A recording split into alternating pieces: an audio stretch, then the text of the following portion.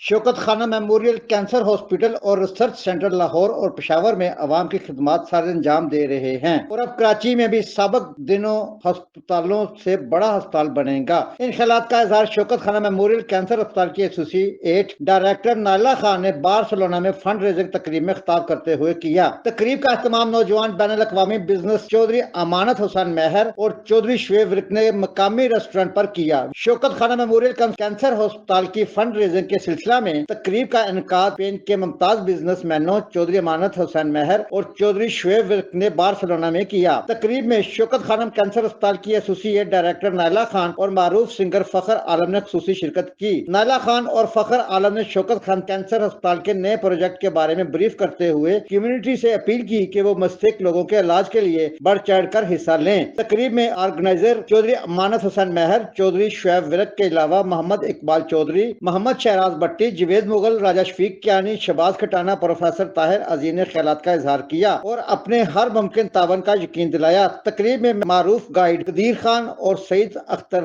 حیدری نے اپنی آواز کا جادو جگایا۔ تقریب میں شرکت کرنے والے کاروباریوں سیاسی شخصیات میں حافظ عبدالرزاق صادق چودھری، عظمت حسین مہر، راجہ سعید کمال، عرفان چودھری اور دیگر شامل تھے۔ ملک عمران خان کی کمپیئرنگ نے تقریب کو چار چاند لگائے۔